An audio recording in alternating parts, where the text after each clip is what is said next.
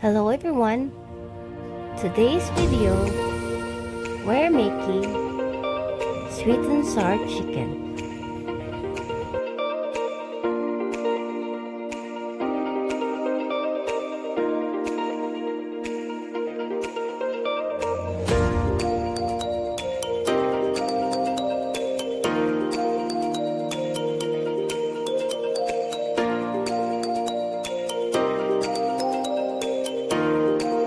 You're watching Cooking Amateur.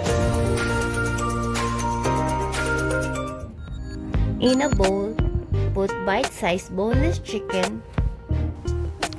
Season it with salt, pepper,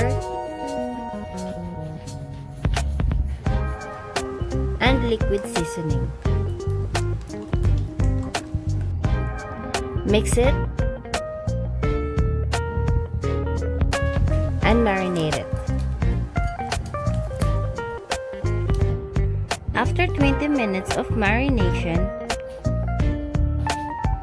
add 3 tablespoons of flour, 2 tablespoons of cornstarch, 1 egg, and a little bit of water.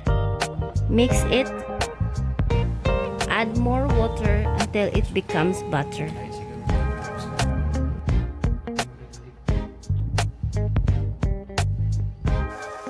Deep fry the chicken and cook it for 3 minutes each side.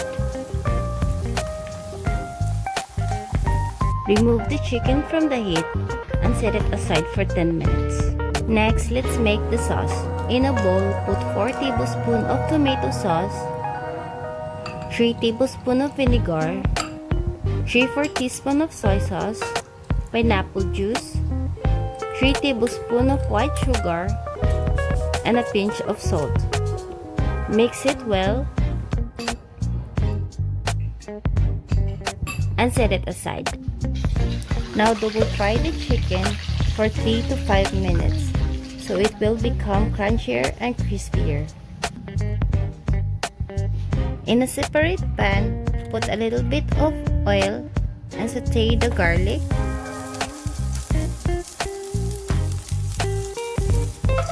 onion, and the green and red bell pepper. Now add the sauce.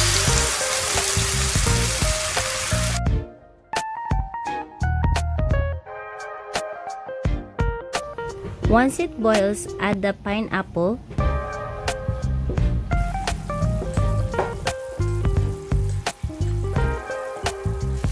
and the chicken. Did you know sweet and sour chicken is a staple of Chinese takeout?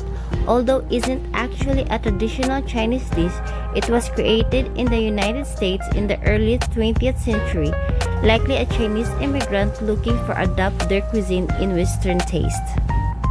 And voila! You have now sweet and sour chicken. Enjoy! Thank you for watching Cooking Amateur. Please don't forget to like and subscribe.